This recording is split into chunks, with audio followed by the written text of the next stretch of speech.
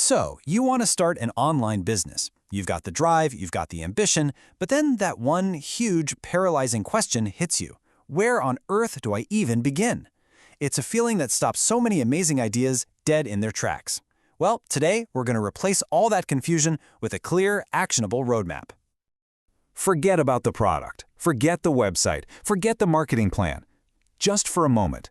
The single most important first step on any journey is knowing your starting point. And on this business roadmap, our first stop isn't build a cool product, it's as is. This is where we figure out exactly where we are right now.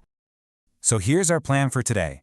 We're going to look at the big picture roadmap, dive deep into that crucial first step of knowing yourself, see why a niche is basically your secret weapon, and then, the best part, learn how to find a profitable one. Sound good? Let's get into it. Okay, first up, the roadmap to success. The big idea here, and it's a game changer, is that you shouldn't start with a product. You gotta start with a solid plan. This slide, man, it just nails the core problem. So many of us feel like we're on a treadmill, running like crazy but going absolutely nowhere. The key isn't to just start running harder, it's to stop, pull out the map, and figure out exactly where you are. And that, my friends, is the as-is stage. Next, let's really dig into this as-is assessment. This is where you take a good, honest look in the mirror before you even think about starting the car. So, what exactly is the as-is stage? Think of it like this. You're about to go on a huge road trip. You don't just jump in the car and go, right? No. You check the car. You check the oil, the tires, the gas, and you see what supplies you've got in the trunk. The as-is assessment is just the business version of that. It's a completely frank look at your capacity, your skills, your team, even if it's just you, and your resources. In this slide shows you exactly why this is so critical. Think of it like building a pyramid. Your inputs, your time, your skills, your resources, that's the base. That base determines your capacity, which then determines what you can actually produce, your outputs. And only then can you get to the top of the pyramid, happy clients who help you grow. If that foundation is shaky, the whole thing is going to come crashing down. All right, so within that whole as-is assessment, there is one decision that stands way above all the others, especially for a new business. It's choosing your niche. And trust me, this isn't just some marketing buzzword. It is the guiding star for your entire business. So what the heck is a niche? It's actually really simple. Instead of trying to be everything to everyone, you focus all your energy on a very specific, well-defined group of people. The goal isn't to serve everybody, it's to serve one particular group better than anyone else out there. And here's why that is so incredibly powerful.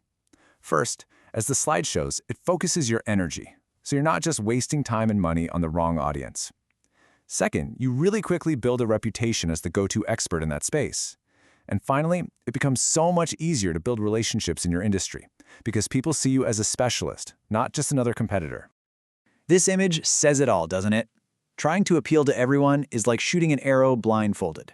You spread your effort so thin, you just end up hitting nothing at all. A niche gives you a clear target to aim for, concentrating all your power and resources for a direct hit. Okay, so we get it. We need a niche. But how do we find one that's actually going to make us money? This is where we move from theory into practice, and we begin the hunt for a viable niche. Now, this quote right here is one of the most important warnings for any new entrepreneur. That classic advice to follow your passion can be really dangerous if your passion exists in a market where nobody is willing to spend money. Your interest is important for sure, but profitability has to come first. This slide lays out the two paths you can take. You've got the passion-first approach, represented by the heart, which starts with, what do I love? And, that often leads to a dead end. But then you have the research-first approach, the treasure chest, which starts by asking, where is the money already being spent? It's all about finding a profitable market first, and then finding where your skills and interests can fit inside it. It's a much, much safer path to success. As you start doing your research, you gotta watch out for these common traps. You can be way too specific, like creating a product for left-handed unicyclists who live in Alaska. You can also pick a market that's so oversaturated it's impossible to stand out. And this is a big one. You have to make sure your audience is actually online and actively looking for solutions. So how do we do it right? Well, the source lays out a really simple three-step process. First, you research and brainstorm a bunch of ideas based on your skills, interests, and what people actually want. Next, You use keyword research tools, think Google Trends or Ahrefs, to see how many people are really searching for solutions in those areas. And finally, based on that data, you make your choice. Now, when it comes to estimating demand, this iceberg visual is key.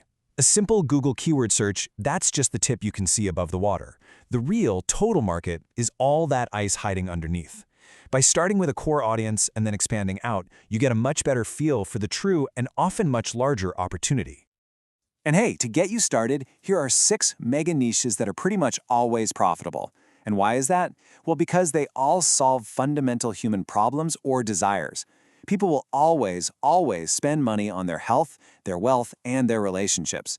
Your perfect idea might just be a tiny sub-niche hiding inside one of these giants. And that brings us to the end of our initial deep dive. You know, just by understanding this whole process, you've already completed the hardest part. You've taken the very first step on the map. You know where to start. So if you take one thing away from our explainer today, let it be this exact sequence. Do not start with a product idea. Start with research. Get brutally honest about your as-is state, your skills, your capacity. Then find a provably profitable niche where you can solve a real problem for a specific group of people.